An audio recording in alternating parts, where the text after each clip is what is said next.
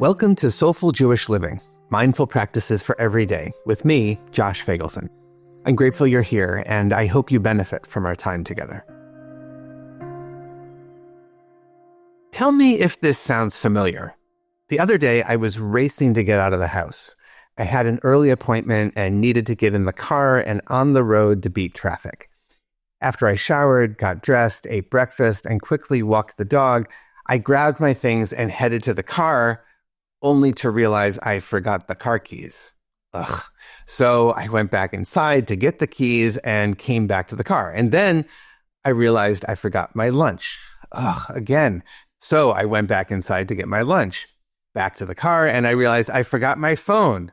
You've got to be kidding me, I said to myself. You get the picture. Eventually, I did get on my way and made it to my appointment, but only after what felt like 17 unnecessary trips between my car and the house.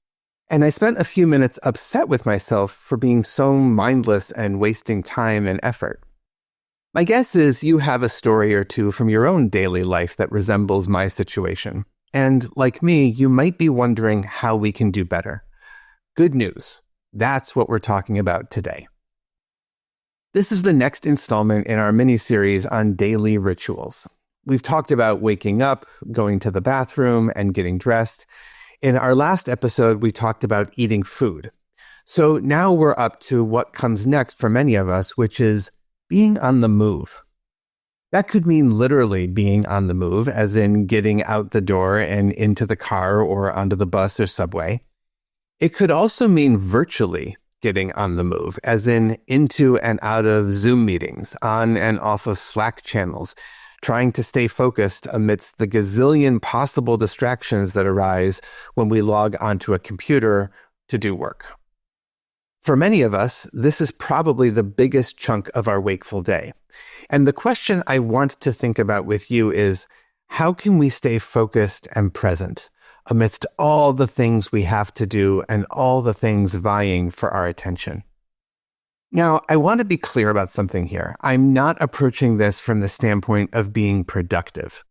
Life, even our work life, shouldn't be reduced to how much work the man can squeeze out of us. I'm not here to speak on behalf of your boss or management to figure out how they can get more out of us as workers. My concern here is more about our own health and well-being. In the society we live in, there's an incredible amount of motion. We move physically from place to place. We move mentally from browser window to browser window.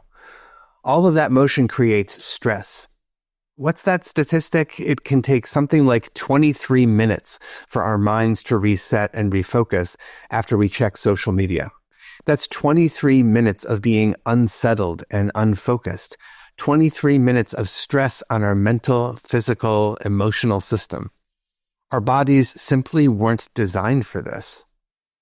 So one strategy for responding and showing up with greater mindful awareness is to slow your roll. Reduce the amount of motion.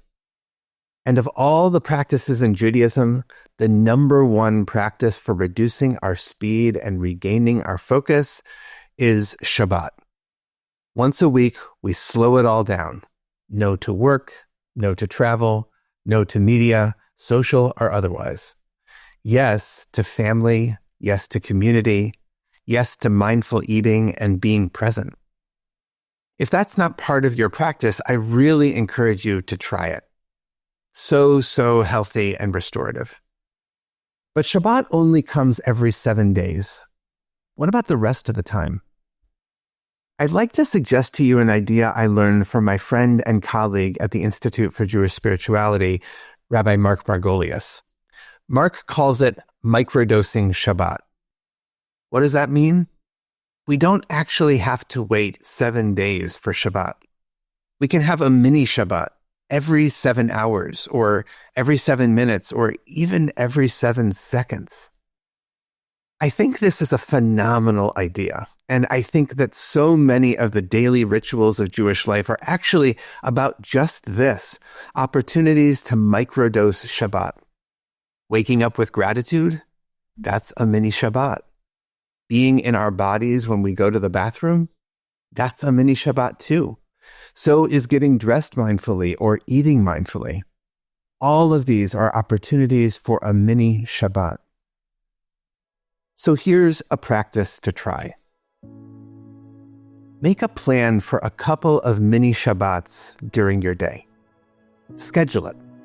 Put it on your calendar.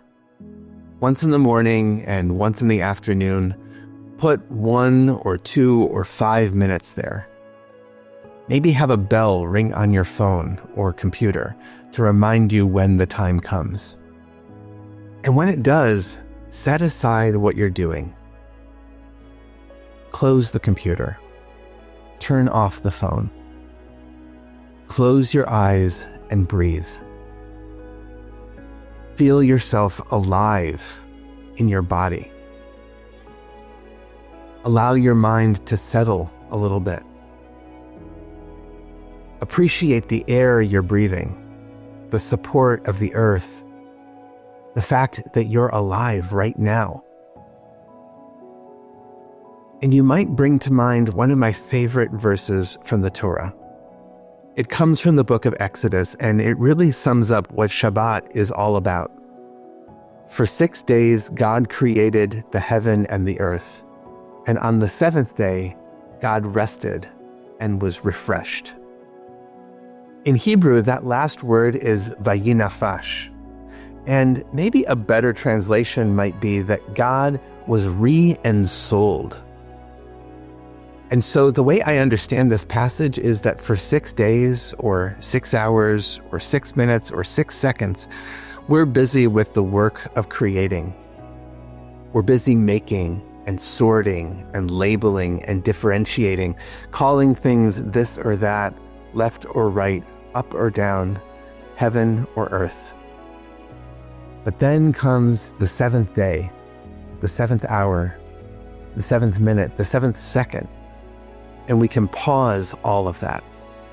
We can reconnect with our breath, with our bodies, with our souls. We can have a mini Shabbat. And that can help us to be present, mindful, and focused as we go about our day. Blessings for the journey. Know that I'm on it with you.